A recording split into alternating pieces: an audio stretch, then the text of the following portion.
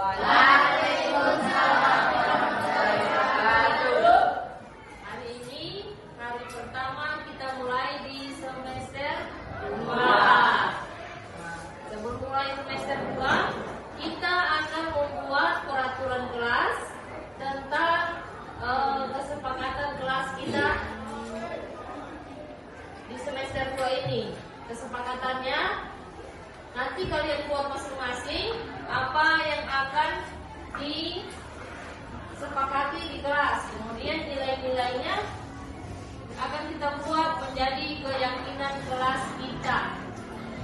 Jadi misalnya yang pertama kesepakatannya tidak boleh buang sampah sembarangan. Kemudian yang kedua apa lagi? Tidak boleh apa?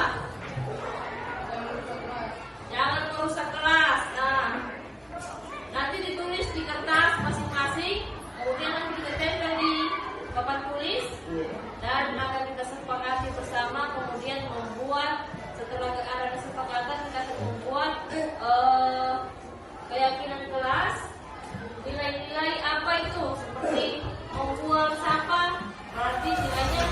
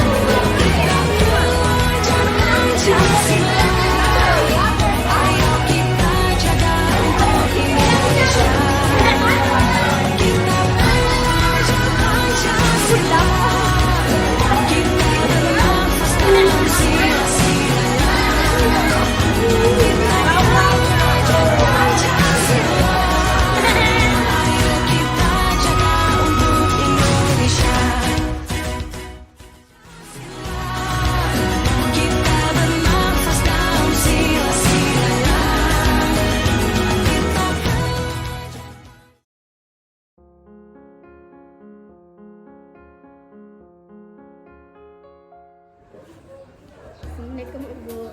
Waalaikumsalam, silakan duduk. Fani tahu kenapa Ibu panggil kemari? Iya Bu, saya tahu, saya minta maaf karena tidur di kelas. Pelajaran apa tadi tidur di kelas? Bahasa Inggris. Oh iya, tidak apa-apa, semua orang pasti pernah melakukan kesalahan. Ibu juga pernah berbuat salah. Kalau Ibu boleh tahu, karena apa tidur di kelas? Karena tidur terlalu lama dan Main HP, berarti tadi malam begadang. Iya Bu. Kami masih ingat keyakinan kelasnya kita. Masih Bu. Kira-kira yang Fani lakukan tadi tidur di kelas, apakah sesuai dengan keyakinan kelasnya kita? Tidak Bu. Kalau tidak sesuai, keyakinan kelas apa itu yang tidak sesuai? Apa keyakinan kelasnya kita? Datang tidak terlambat atau tepat waktu, disiplin dan jaga kebersihan. Iya. Untuk mengatasi hal ini, apa solusinya kita? Tidak terlalu lama tidur atau tidur tepat waktu, kurangi main HP dan tidur siang. Baik, Ibu hargai tanggung jawabmu. Semoga tidak terulang lagi tidur di kelas ya. Iya Bu, saya minta maaf. Oke, baik. Terima kasih. Terima kasih. Iya. Assalamualaikum Bu. Waalaikumsalam, silakan duduk.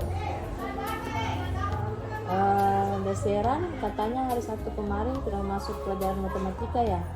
Iya Bu, soalnya saya ada pesta keluarga. Wah, pasti menyenangkan pergi bersama keluarga. Ibu juga suka pergi bersama keluarga. Saya tidak hadir tanpa pemberitahuan. Oh iya, tidak apa-apa. Semua orang pasti pernah melakukan kesalahan. Ibu juga pernah melakukan kesalahan. Kira-kira kenapa sampai tidak memberitahukan di sekolah? Karena saya sudah buru-buru ikut orang tua ke pesta, jadi saya tidak sempat memberitahukan ke sekolah. Oh iya, tidak apa-apa kalau begitu.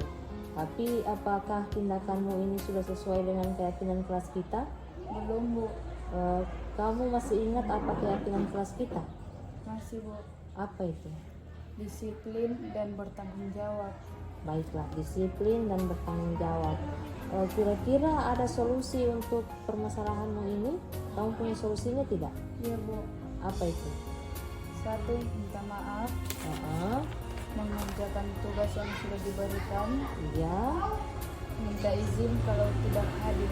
Iya, jadi pertama minta maaf, kemudian mengerjakan tugas yang sudah diberikan, dan yang ketiga harus minta izin kalau tidak hadir ya. Iya.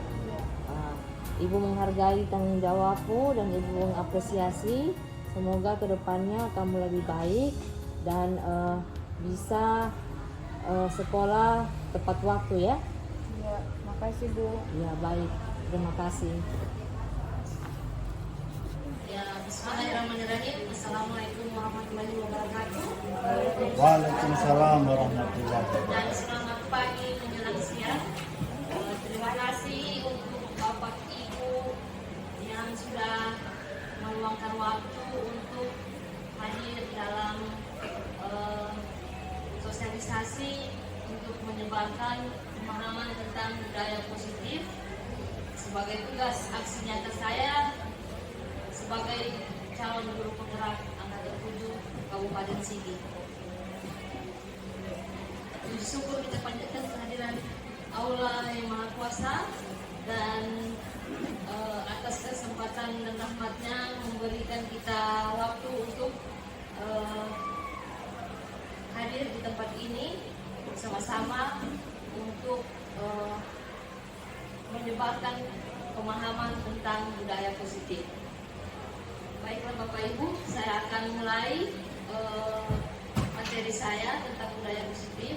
Yang pertama, menyebarkan pemahaman dan pengalaman penerapan budaya positif.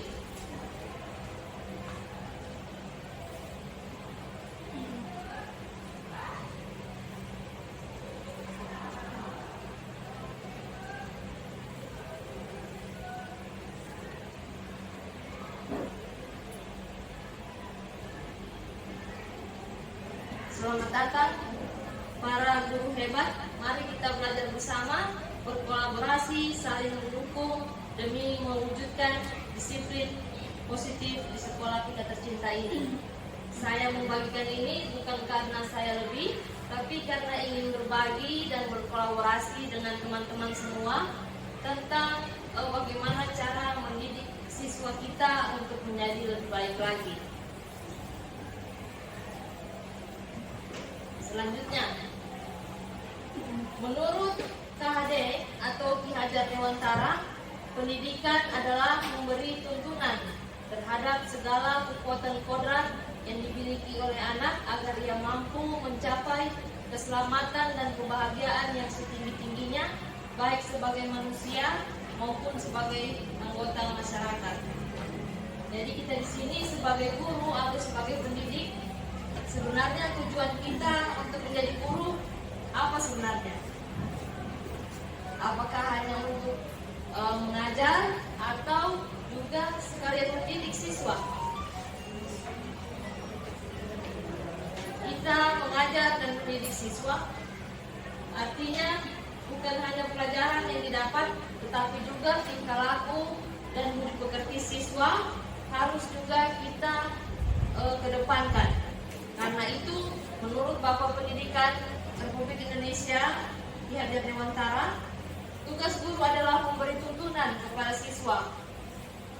Bukan hanya mengajar, tetapi juga mendidik siswa sesuai dengan kodratnya.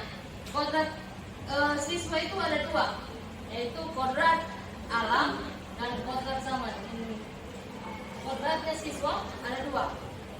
Kodrat alam itu adalah kodrat yang ada sudah sejak mereka lahir. Misalnya seperti siswa kita, kodrat alamnya mereka tinggal di daerah Kecamatan Dolo ini. Rata-rata siswanya, orang tuanya bekerja sebagai petani atau di tambang batu. Itu sudah kodrat alamnya. Jadi kita tidak bisa mengubah kodrat yang sudah ada pada anak-anak itu. Jadi kita punya siswa ini rata-rata bergaulnya di sekitar itu saja, tambang di petani, di peternakan dan lain sebagainya. Sementara kodrat zaman adalah kodrat yang sudah mengikuti perkembangan zaman. Misalnya, ketika kita jadi guru sekarang ini tidak lepas dari teknologi. Siswa sekarang tidak bisa lagi kita bilang harus begini, seperti kita dulu menggunakan kekerasan dalam mengajar. Jadi zamannya sekarang siswa itu harus dibimbing dengan lemah lembut, ya, karena kalau masih pakai kekerasan, di samping kita melakukan kekerasan terhadap anak, di samping itu juga anak-anak tidak suka. Anak-anak baru dihukum 10 menit berdiri sudah pingsan. Kalau kita dulu 1 jam berdiri di bawah matahari, tidak apa-apa. Kita dipukul pakai mistar dulu, tidak apa-apa. Sekarang anak-anak baru dicubit sedikit, lapor orang tua, langsung biru tangannya. Jadi itu adalah kodrat zamannya sekarang. Kita tidak bisa membantah itu atau tidak mengikuti itu karena begitu sudah zaman sekarang. Yang namanya itu sekarang itu generasi Gen Z. Dulu zaman milenium, waktu kita masih sekolah itu zaman milenium. Kemudian sekarang itu sudah ada Gen Z, itu mereka masih anak-anak, masih 1 tahun, 2 tahun itu sudah pintar semua pakai HP. Sudah nonton YouTube. Bahkan tidak bisa dipungkiri, saya punya anak lebih pintar komputer, lebih pintar HP daripada kita. Kita sebagai orang tua pasti lihat dulu ini bagaimana caranya ini.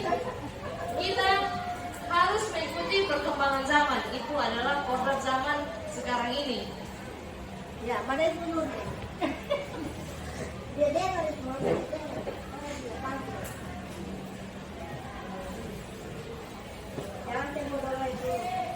Kemudian konsep utama modul budaya positif yang akan kita bahas hari ini ada 7. Yang pertama, perubahan paradigma belajar, kemudian kebutuhan dasar manusia, selanjutnya posisi kontrol restitusi, disiplin positif, motivasi perilaku manusia, segitiga restitusi, dan keyakinan kelas. Yang pertama adalah pembelajaran dengan paradigma baru.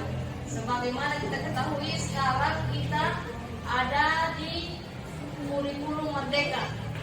Sudah banyak kurikulum yang kita lewati mulai dari CBA, SA, KBK, KTSP, K13, selanjutnya sekarang adalah kurikulum merdeka. Kenapa kurikulum merdeka? Karena kita harus memerdekakan siswa.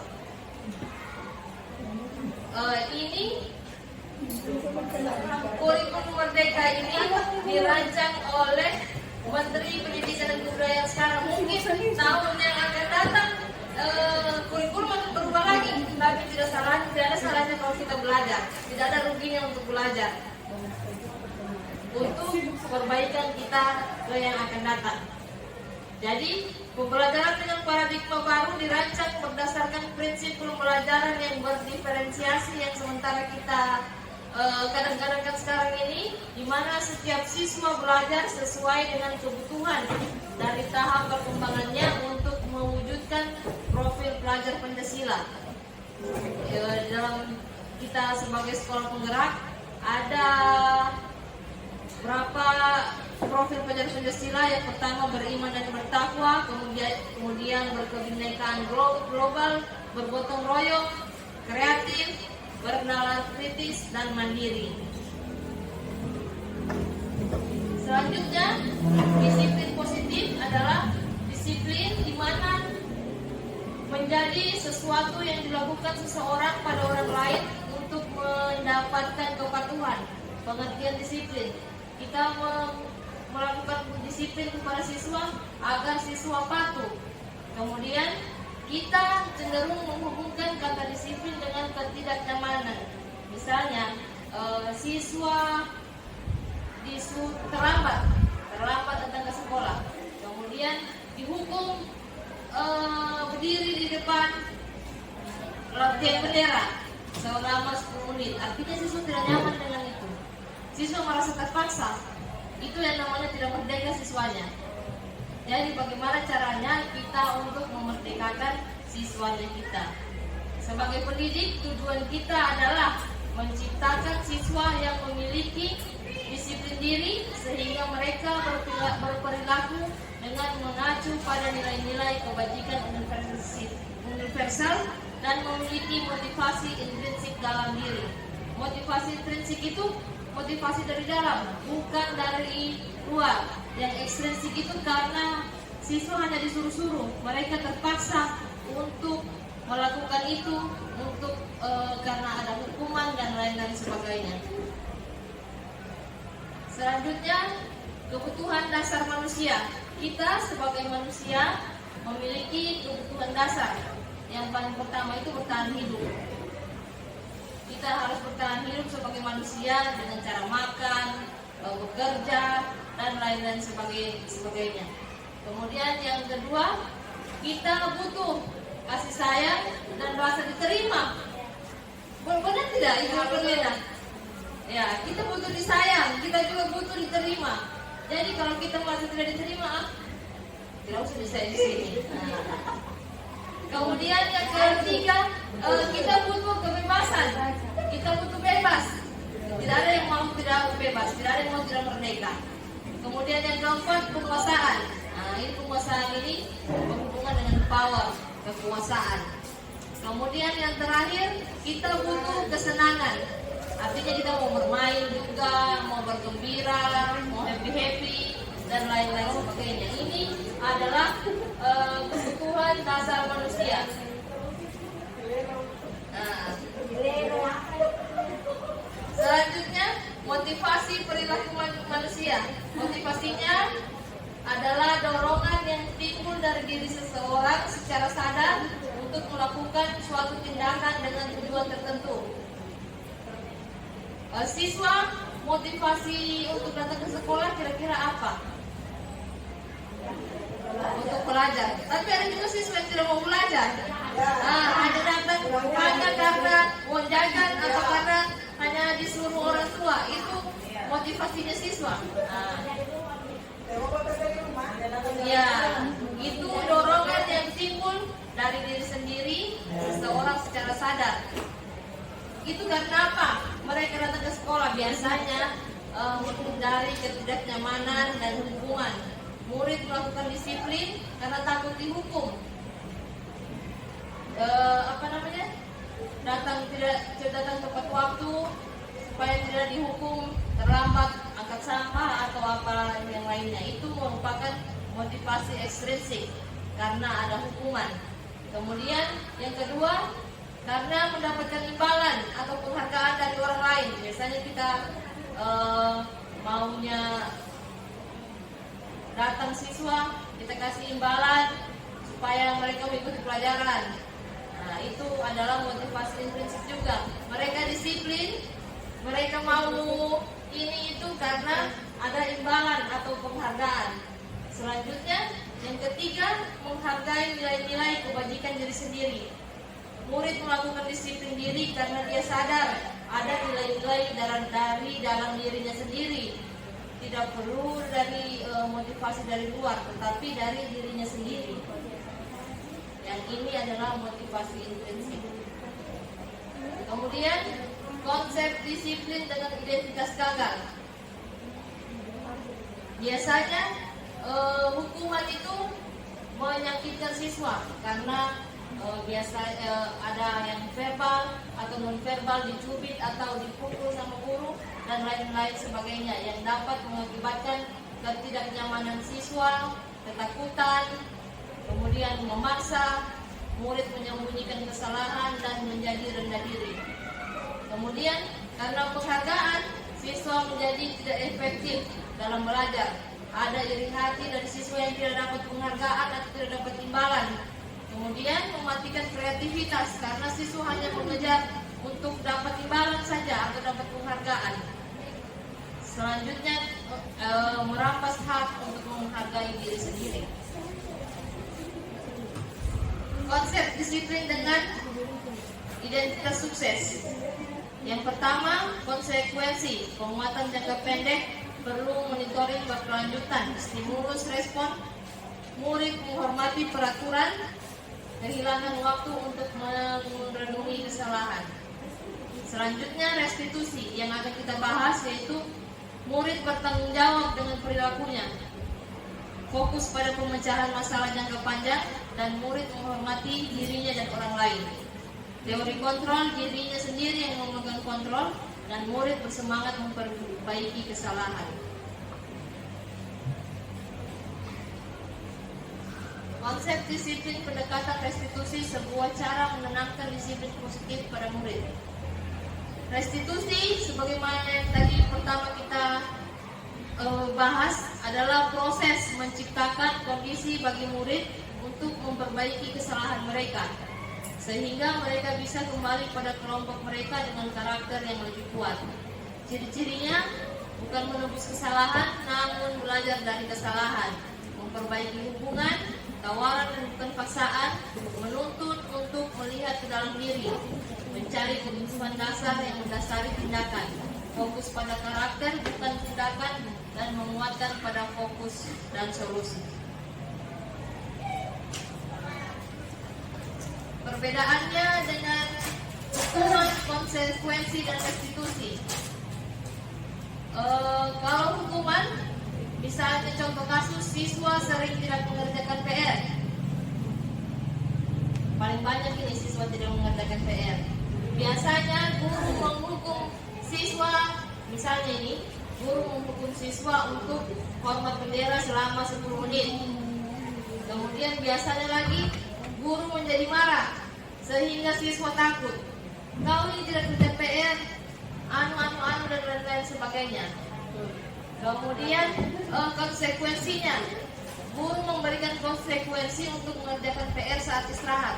Nanti kau PR yang kau kerja itu, kau kerja nanti istirahat. Itu konsekuensi. Kemudian guru tegas dengan siswa dan siswa harus menghormati peraturan. Sementara yang ketiga, yang restitusi, guru menanyakan keyakinan kelas dari dirinya dan membantu siswa untuk menyelesaikan masalahnya. Guru terbuka dan siswa menghormati dirinya dan orang lain. Perbedaan hukuman dan konsekuensi. Kalau hukuman itu biasanya berlangsung mendadak. Biasanya tiba masuk tiba akal, kau terlambat angkat sampah, bersih dan lain-lain sebagainya. Sementara konsekuensi itu adalah konsekuensi yang didapat saat kita mempunyai peraturan sekolah. Misalnya datang terlambat, siswa tidak boleh datang terlambat. Siswa harus memakai atribut lengkap. Itu perbedaan konsekuensi dan hukuman. Sementara restitusi, kita harus menanyakan keyakinan siswa yang ada di dalam diri sendiri. Selanjutnya, 5 posisi kontrol guru. Kita sebagai guru mempunyai posisi untuk mengontrol siswa. Kira-kira kita sudah ada di posisi mana sekarang? Dari 5 posisi kontrol ini kita sudah ada di posisi yang mana? Yang pertama, penghukum. Penghukum itu menggunakan hukuman baik verbal maupun non verbal, kemudian menekan murid. Ini posisi guru yang memberi hukuman kepada murid. Kau tidak kerja PR, angkat sampah. Kau terlambat, kasih bersih WC. Itu adalah guru yang sebagai penghukum. Selanjutnya, ada juga guru yang membuat murid merasa bersalah. Biasanya murid dibilang begini, kamu ini bekas kecewa ibu. Ibu sudah usahakan naik kelas apa semua. Jadi murid itu merasa bersalah sama dirinya sendiri, bersalah sama orang tuanya, bersalah bagaimana caranya saya begini. Biasanya itu membuat siswa merasa tidak dihargai dan jadi rendah diri. Jadi siswa yang nakal itu tetap begitu saja karena dia tidak dihargai. karena guru sudah membuat dia merasa bersalah. Selanjutnya, posisi guru yang sebagai teman. Bagaimana? Ya, akrab dengan siswa dan suka bercanda. Nah, ini biasanya siswa dan guru selalu bermain dan lain-lain sebagainya, bisa jadi seperti teman. Tapi siswa akan merasa kehilangan kalau itu guru sudah diperhatikan lagi dengan dia. Nanti dia merasa terabaikan. Selanjutnya, guru sebagai pemantau. Guru sebagai pemantau mengawasi peraturan dan memberikan konsekuensi. Misalnya, kau sudah tahu hari ini pakai baju putih biru, kau pakai baju pramuka. Itu posisi guru sebagai pemantau. Nah, selanjutnya, guru sebagai manajer berbuat sesuatu bersama murid, mempertanggungjawabkan perilakunya, mendukung dan menemukan solusi untuk murid. Kira-kira kita sudah di posisi kontrol yang mana? Apakah kita sebagai guru pemberi hukuman, pembuat rasa bersalah, teman, pemantau, atau manajer? Saya rasa kalau yang penghukum ini sudah tidak sesuai dengan kodrat zaman sekarang. Karena siswa sekarang ini sudah tidak ada lagi yang dipukul, tidak ada lagi yang tidak bisa kita bilang dulu kita begini, dulu kita begitu. Karena sekarang anak-anak baru dicubit sedikit sudah biru. Jadi kita sudah melanggar HAM dan lain-lain sebagainya. Kalau saya sendiri sepertinya masih di posisi teman. Selanjutnya kita harus sampai di posisi manajer. Bagaimana kita meyakinkan siswa untuk termotivasi dalam jalan dirinya sendiri. Karena biar bagaimanapun kita berusaha, kita bicara apa semua, kalau tidak ada motivasi dari siswa itu tidak ada juga. Biar kita bilang kau ini terlambat, kasihan orang tuamu di rumah apa semua. Kalau tidak ada motivasinya, tidak akan berubah. Habis begitu saja kita berbicara untuk usaha.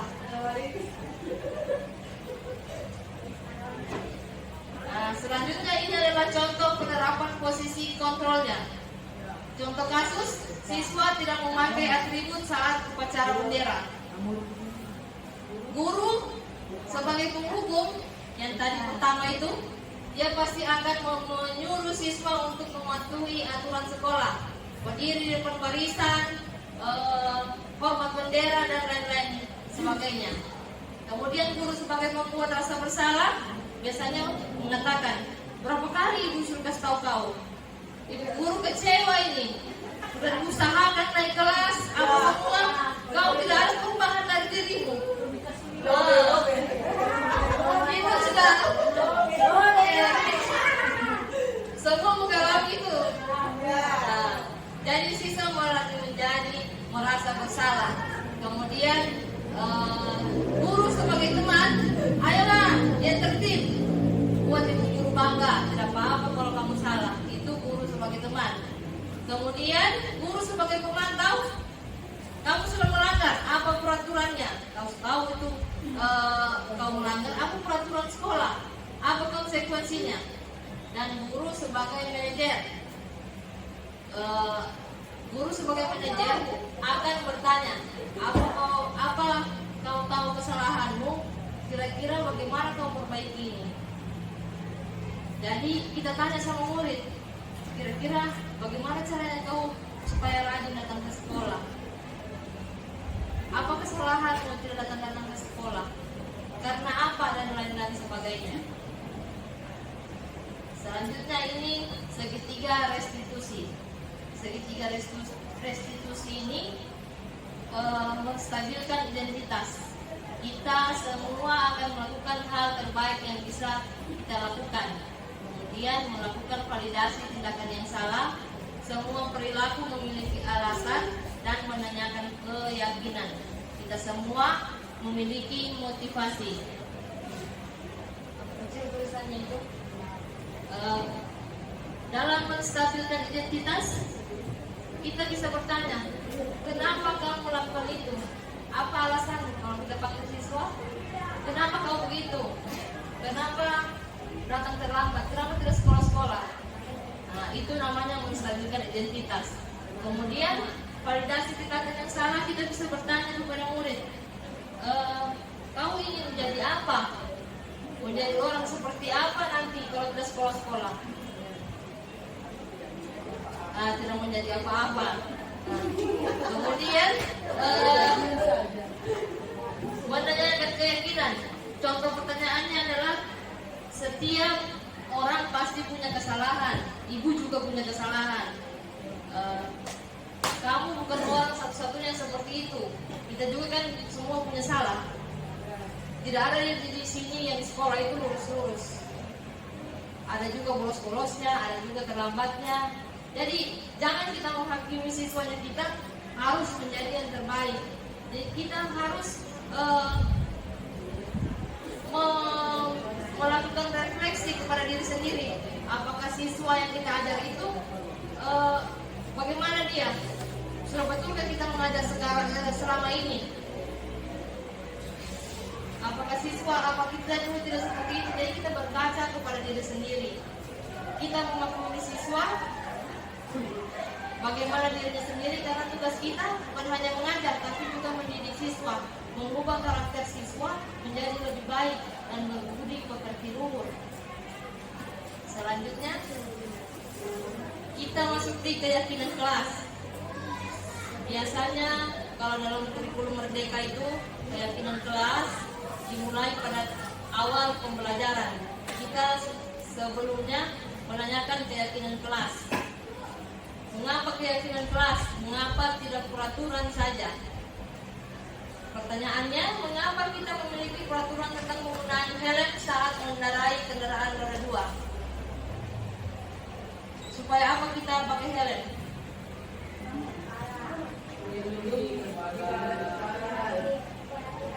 Mematuhi peraturan dan mengapa kita memiliki peraturan menggunakan masker dan mencuci tangan?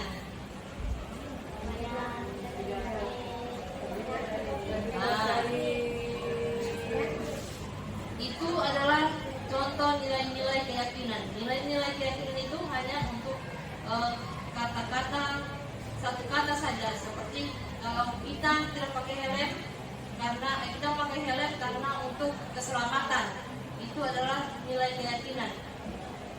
Kemudian menggunakan masker adalah untuk kesehatan. Ya, jadi nilai keyakinannya adalah keselamatan dan kesehatan. Bagaimana cara untuk membentuk keyakinan kelas? Keyakinan kelas lebih abstrak biasanya dari peraturan. Kalau peraturan 15 menit sebelum pelajaran mulai harus hadir di kelas. Kemudian berupa pernyataan universal dibuat dalam bentuk positif, sedikit saja agar mudah diingat sesuai dengan kondisi kelas dan sekolah agar mudah diterapkan. Kemudian semua warga sekolah atau warga kelas dilibatkan saat membuat keyakinan kelas. Bapak Ibu sekalian membuat keyakinan kelas. Ya, keyakinan kelas harus dibuat dan ditaruh di dinding di kelas supaya kalau mereka melakukan kesalahan nanti kita tanyakan kembali apa yang sudah kita sepakati bersama. Selanjutnya, ini adalah contoh kegiatan membuat keyakinan kelas. Guru bersama siswa membuat keyakinan kelas. Pertama, berdiskusi tentang peraturan. Kemudian merumuskan peraturan menjadi keyakinan. Apa saja kita punya peraturan, apa yang harus kita sepakati di kelas. Itu namanya kesepakatan kelas. Ya, seperti contohnya ini, tidak boleh membuli. Yang paling pertama itu siswa. Contohnya saya di kelas 8A, siswa tidak boleh membuli. Kebanyakan yang mereka isi itu tidak boleh membuli karena mereka agak keberatan kalau teman-temannya panggil nama orang tua, atau panggil bukan namanya atau apa. Jadi yang paling berat, yang paling banyak mereka itu tulis itu adalah tidak boleh membuli. Kemudian ada juga tidak boleh bermain dalam kelas, tidak boleh bolos, dan tidak boleh membantah guru. Ada 8 itu kalau tidak salah itu. Kemudian keyakinan kelasnya ditempelkan untuk ditaruh di dinding kelas masing-masing. Bu Fadila saya tanya dulu. Membuli itu sesama siswa tidak boleh. Iya, tidak boleh.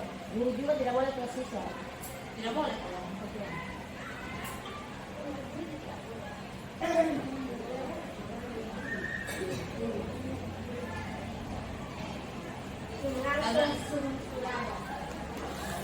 Kita sebagai guru ingasa sungkulada, artinya imadia manungkasa tukuri hidayahnya. Di depan kita sebagai guru harus memberi teladan atau tindakan yang baik.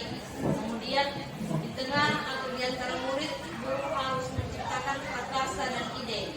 Dari belakang, seorang guru harus memberikan dorongan dan arahan kepada siswa.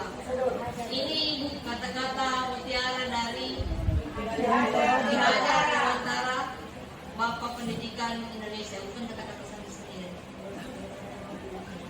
Oke, terima kasih atas waktu dan perhatiannya. Mudah-mudahan bermanfaat untuk kita semua. Wassalamualaikum warahmatullahi wabarakatuh.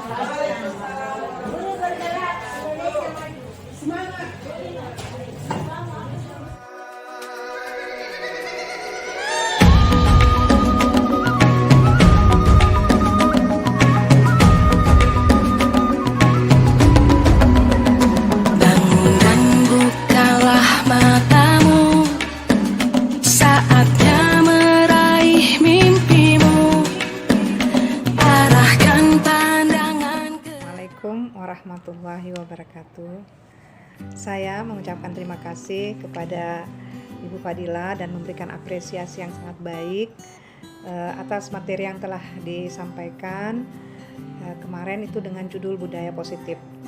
Harapan saya materi yang disampaikan itu bisa memberikan ilmu yang baru bagi teman-teman serta memberikan penyegaran kepada teman-teman yang lain.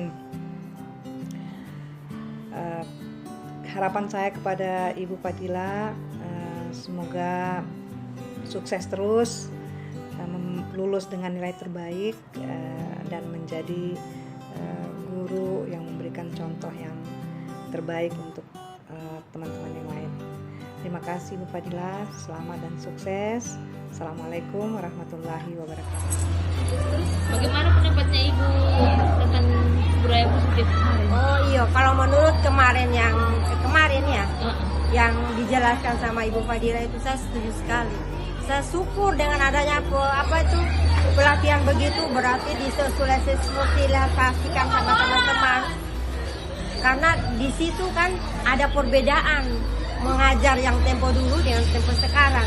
Sekarang kan penggerak, berarti kalau kita di penggerak itu berarti kita mengikuti kemauan anak-anak, apa maunya. Kalau dulu kan seakan-akan kita yang otoriter, begini cara, kadang-kadang kan anak-anak tidak suka. Jadi dengan adanya sistem penggerak ini, itu membantu sekali sama anak-anak sekarang. Oke, baik Ibu, terima kasih. Assalamualaikum warahmatullahi wabarakatuh. Perkenalkan, nama saya Faduniar, kelas 8A.